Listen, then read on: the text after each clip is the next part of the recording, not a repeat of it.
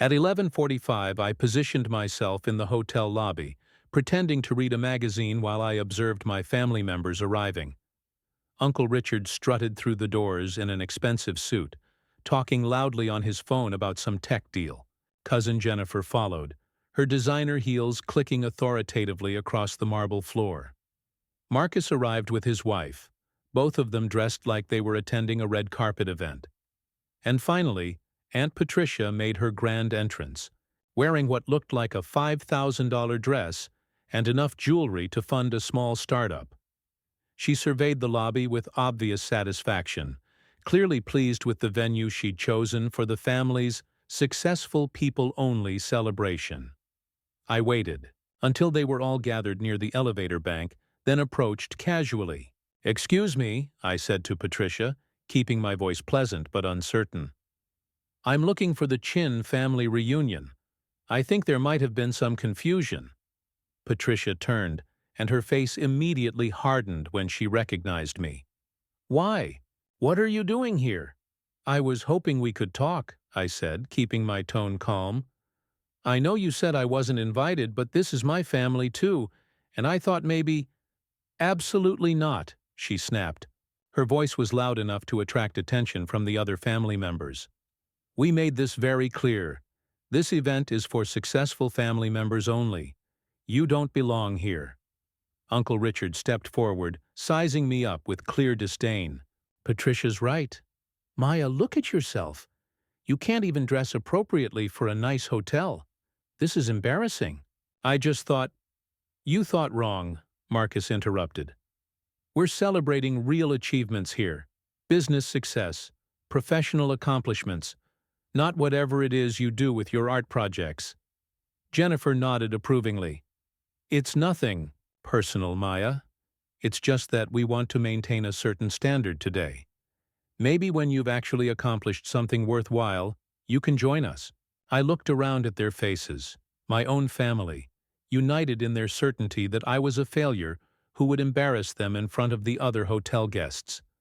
Several people in the lobby watched our conversation with visible discomfort, clearly disturbed by the public display of family drama. "I understand," I said softly. "I'm sorry I bothered you." Patricia smiled triumphantly. "I'm glad you're being reasonable about this. Now, if you'll excuse us, we have a celebration to attend." They made their way toward the elevators, leaving me standing alone in the lobby. I waited until the elevator doors closed before walking over to the concierge desk. "Good afternoon, Miss Chin," the concierge greeted, offering a professional smile. "How may I assist you today?" "Could you please call security to the Imperial Ballroom?" I asked. "I need to speak with them about an issue with one of our events." "Of course, Miss Chin. Right away," she replied. I took the executive elevator to the ballroom level, using my owner's key card to access the restricted floors. Through the ballroom's glass doors, I could see my family settling into their tables, drinks in hand, clearly enjoying their exclusive celebration. Two security guards met me in the hallway. "Miss Chin, you wanted to see us?" "Yes," I replied. "I need you to clear the Imperial Ballroom. There's been an issue with the booking." "A problem?" "Ma'am?" one of the guards asked. I showed them my phone, displaying the reservation details. This event was booked under false pretenses.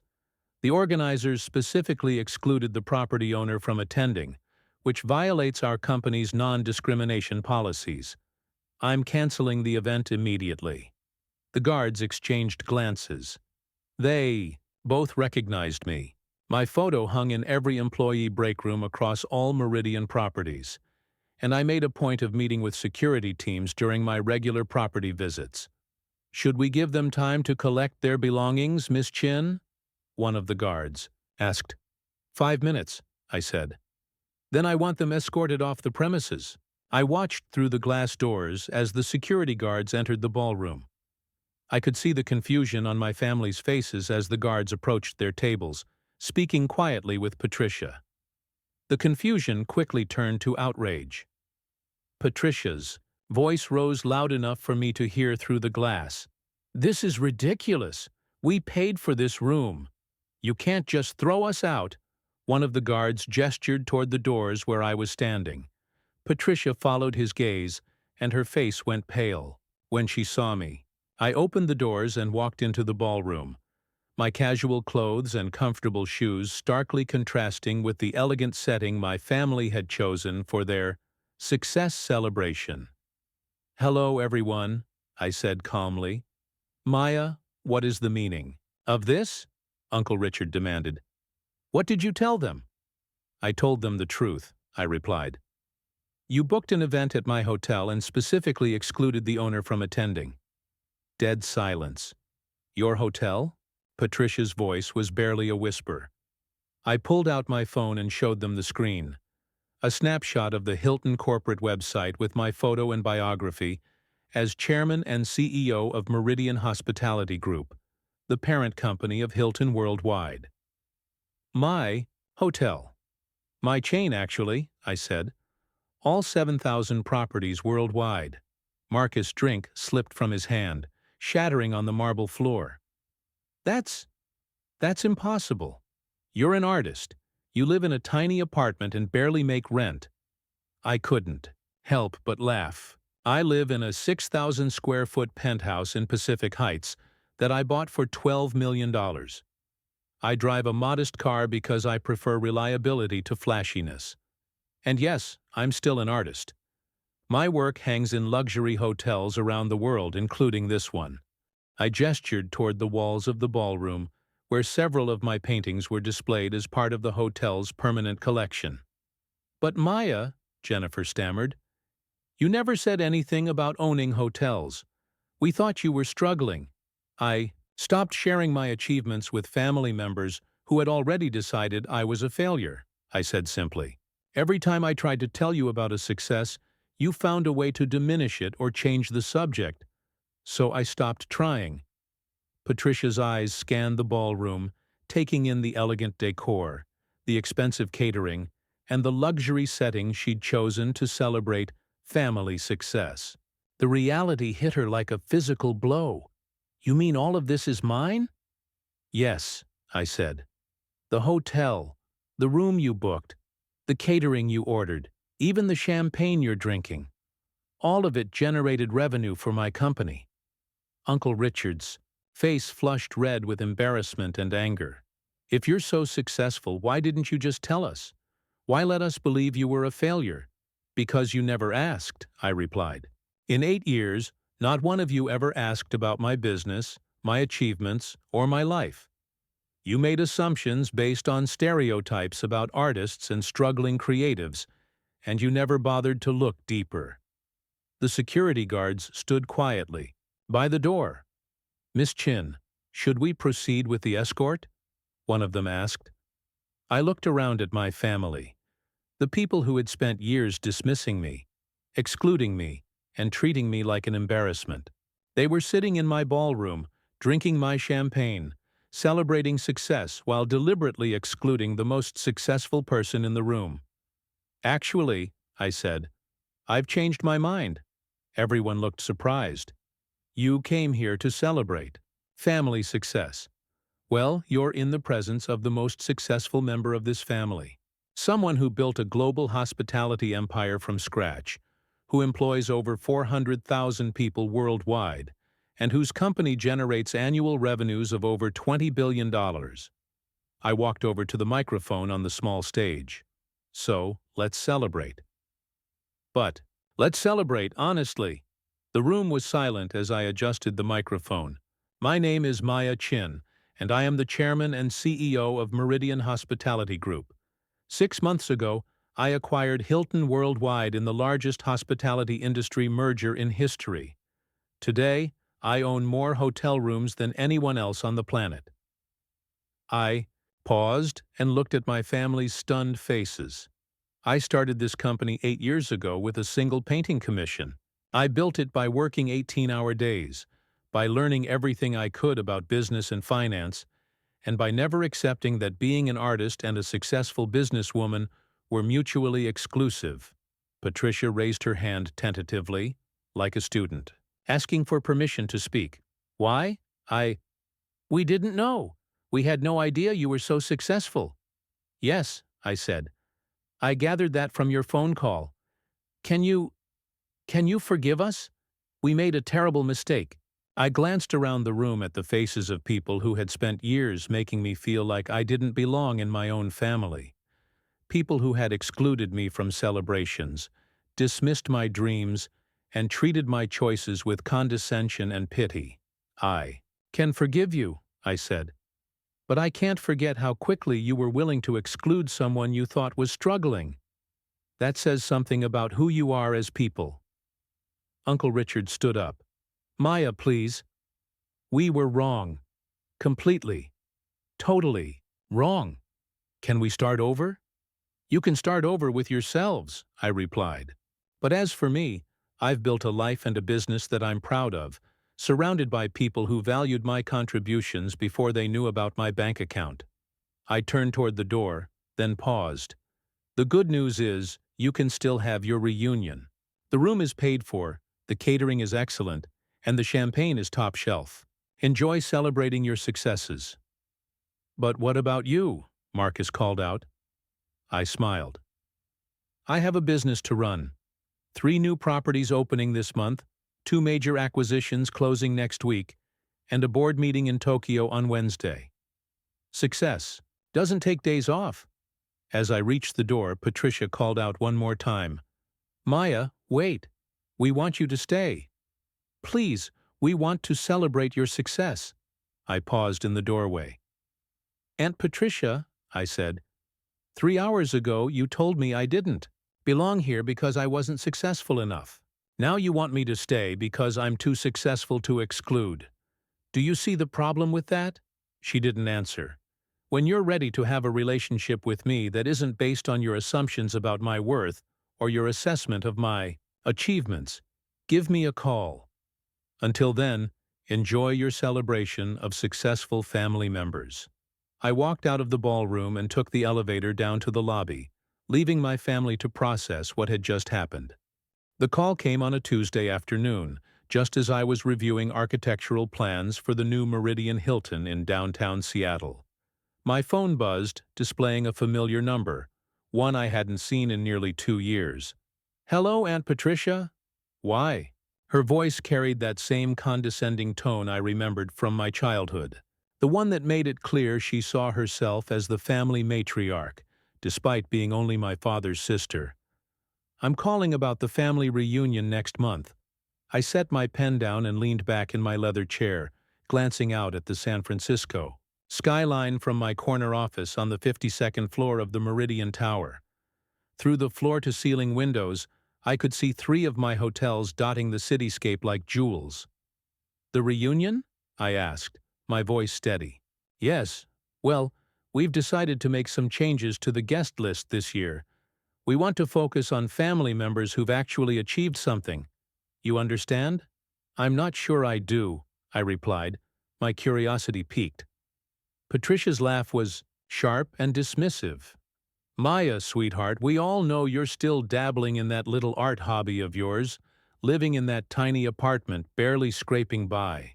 This year's reunion is about celebrating success. We're holding it at the San Francisco Hilton, for goodness sake. We can't have you there, making everyone uncomfortable.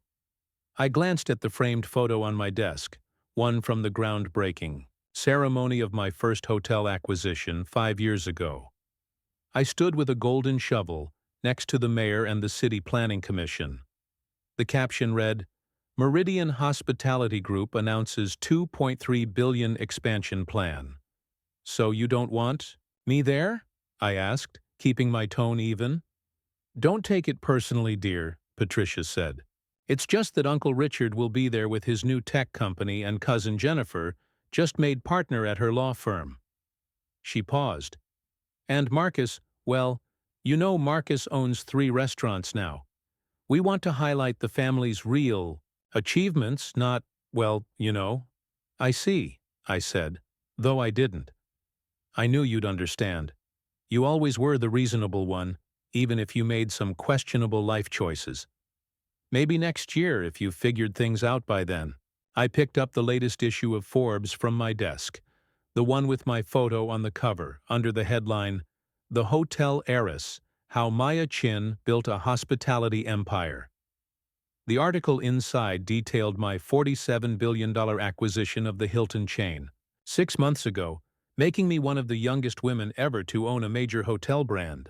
"Aunt Patricia, can I ask where exactly you're having this reunion?" I asked, my voice dripping with calm. "The Hilton San Francisco Union Square. We've reserved the entire Imperial Ballroom. It cost a fortune, but we wanted somewhere that reflects the family's success." I couldn't help but smile. The Imperial Ballroom. Great choice. "Yes, well," Patricia continued, "when you're celebrating success, you don't cut corners. Anyway, I have to go.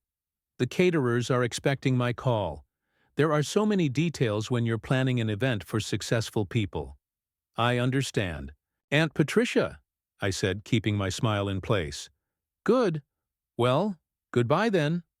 The line went dead. I sat there staring at my phone for a moment, then burst into laughter.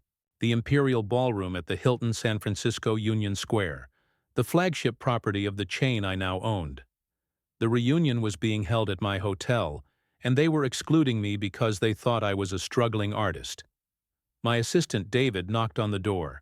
"Miss Chin, your 3 p.m. is here." "Cancel it," I said, still grinning. "And get me the general manager of the Hilton San Francisco Union Square on the line right away." "Anything else?" "Yes. Pull the reservations for the Chin family reunion next month. I want to review all the details personally." 20 minutes later, I was speaking with Jennifer Martinez, the general manager of my flagship San Francisco property. "Miss Chin, what a surprise! How can I help you today?" "Jennifer, I understand there's a family reunion booked in the Imperial Ballroom for next month." "The Chin family?" "Yes, let me pull that up." She paused. "Here it is. Chin Family Reunion. Saturday the 15th, they've booked the Imperial Ballroom, premium catering package, open bar, the works. It's one of our larger private events this month. I want you to personally oversee every detail of this event. Make sure it's perfect." "Of course, Miss Chin. Is there any particular reason for the special attention?" I leaned back in my chair, still smiling. "Let's just say I have a personal interest in making sure this reunion is memorable." The next 3 weeks passed in a blur of meetings, property inspections, and strategic planning sessions. Meridian Hospitality Group was expanding faster than ever, with new acquisitions in London, Tokyo, and Dubai. The Hilton purchase had been the crown jewel, but it was only the beginning of my plan to build a global hospitality empire that prioritized both luxury and accessibility. What my family didn't know, what no one outside my inner circle knew, was that I had been building this empire for the past 8 years. Ever since I left behind the family's expectations to pursue what they called my little art hobby. It had started with a single painting sold to a hotel lobby in Portland. The buyer, impressed with my work, had commissioned pieces for 3 more properties. Within 2 years, I was designing and curating art collections for luxury hotels across the West Coast. But I wasn't content to simply be an artist. I wanted to understand the business side of hospitality. So I began investing, first in individual properties, then in small hotel groups. I studied everything I could about real estate, finance, marketing, and operations. I identified inefficiencies in the industry and developed strategies to improve the guest and employee experience. By the time I was 28, I owned 17 hotels and had launched Meridian Hospitality Group. By 30, I controlled over 100 properties across 12 countries. The Hilton acquisition had made me one of the most powerful people in global hospitality. But to my family, I was still just Maya, the struggling artist living in what they assumed was poverty, pursuing impractical dreams. The morning of the reunion, I arrived at the Hilton San Francisco Union Square at 9 a.m., 3 hours before the event was scheduled to begin. Dressed casually in jeans, a simple blouse, and comfortable flats, I looked exactly as they expected, a struggling artist who couldn't afford proper business attire. Jennifer met me in the lobby, impeccably dressed in her executive suit. "Miss Chin, everything is ready for this afternoon. The Imperial Ballroom looks spectacular. The catering team is prepared, and security has been briefed on the special circumstances." "Perfect," I replied. "I'd like to do a final walkthrough before the guests arrive." The Imperial Ballroom was indeed spectacular. Crystal chandeliers cast warm light over round tables set with fine china and fresh flowers. A small stage had been set up at one end of the room, presumably for speeches and presentations about family achievements. The entire space radiated elegance and success, exactly what my family wanted for their celebration of accomplished relatives.